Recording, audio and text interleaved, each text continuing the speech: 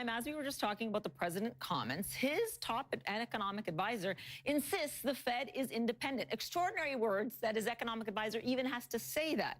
But over the last 24 hours, President Trump has mounted a sustained attack on the central bank, its policies, and the man he chose to run it, Chairman Jay Powell. I think the Fed is making a mistake. They're so tight.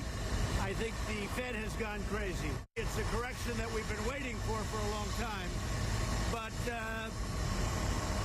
I really disagree with what the Fed is doing. The Fed is going wild. I mean, I don't know what their problem is, but they're raising interest rates, and it's ridiculous. The Fed is going loco, and there's no reason for them to do it, and I'm not happy about it. The Federal Reserve is getting a little bit too cute, that's all. That's ridiculous what they're doing. I'm paying interest at a high rate because of our Fed, and I'd like our Fed not to be so aggressive because I think they're making a big mistake.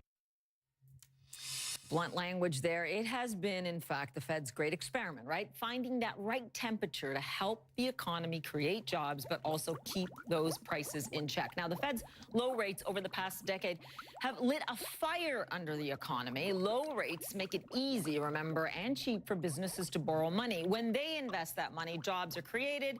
More jobs means more people like you and I spending and paying for those goods and services, which in turn grows the economy. Now, if the Fed keeps rates too low for too long, what happens? The economy overheats. Businesses borrow and spend in an unsustainable way, known as a bubble, but when there are more jobs than workers, wages rise quickly. That pushes up prices. So far, inflation isn't out of control. That is key. You want to keep an eye on that inflation number. The latest numbers show consumer prices rose less than expected in September. But if the Fed raises rates too quickly, this is the other problem and the great debate out there right now, because the heat could go out of the economy far too quickly, and that economy then cracks. When rates go up too high, too much, too fast, businesses borrow less and hire less.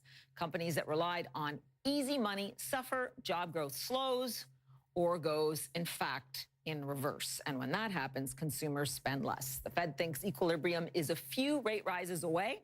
Big mystery there. How many do you need? Rates have gone up 8 times since the crisis, with another 3 to 4 rate hikes expected.